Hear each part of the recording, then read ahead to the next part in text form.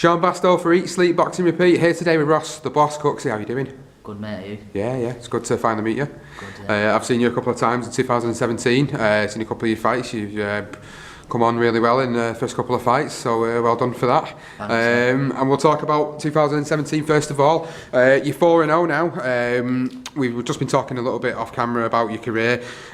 Talk us through how 2017 has gone for you.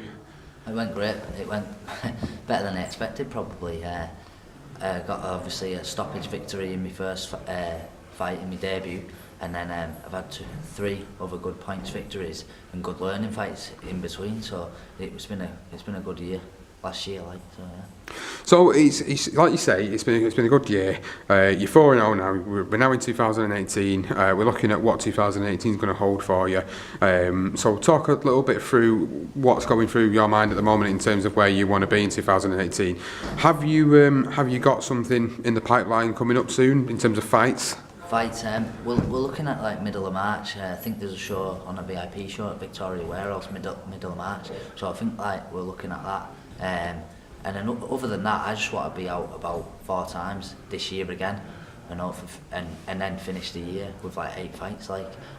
So when I was looking through, I always have a good laugh about this, BoxRec, because sometimes BoxRec don't always have you down in the correct weights, and we was just having a little bit of a joke about it before, because of obviously the transition in weights over the course of the 4 fights that you've been in, they put you down at featherweight on BoxRec, but we've just been saying that ideally you're looking at the super bantam division, aren't you, yeah. as where you're going to sort of fully campaign yourself for the next coming year.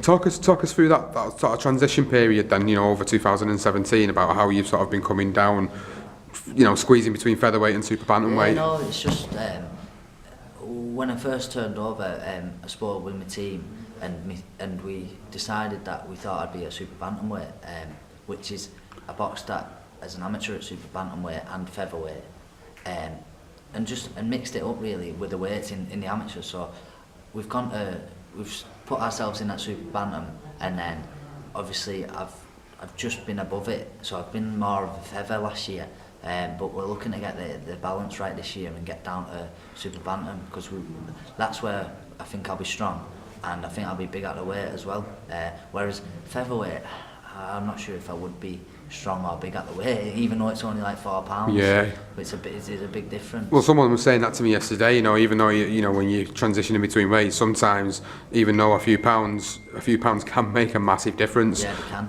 And obviously, it's you that's taking them punches in that ring, and really you want to be in where you're most comfortable. And like you said, super bantam was where you was at as an amateur, and if that's where you're going to campaign for you, being from sort of the local scene, it's going to be a great domestic scene for you to be on, because there's a lot of fighters around the scene that are at a similar stage to you in the careers at super bantam, so there's quite possible that you might be on a little bit of a collision course, so to speak. You just never know sort of where it's going to go, but ideally for 2018, once you get back in, maybe middle of March time, how often do you want to be out? Do you want to be turning it around pretty quick now and sort of getting a few more in? I want to have at least 4 fights next year. Like I got 4 in last year, I want another 4. But this year, we'll be stepping the rounds up.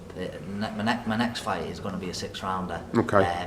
And then I'd imagine it'll be a 6 again, and then probably 2 8s, something like that. I'd say. That's without speaking to the team yet, but that's sort of an idea of what I've got. Do you think it's possible then, towards the end of this year, that you could potentially look at fighting for whoever's got, let's say, the British Challenge belt, or maybe even like Central Area? Is that a possibility? Yeah. Well, listen, I don't like sort of make decisions. I don't want to like call anybody out or all that. It's not my nature. No. But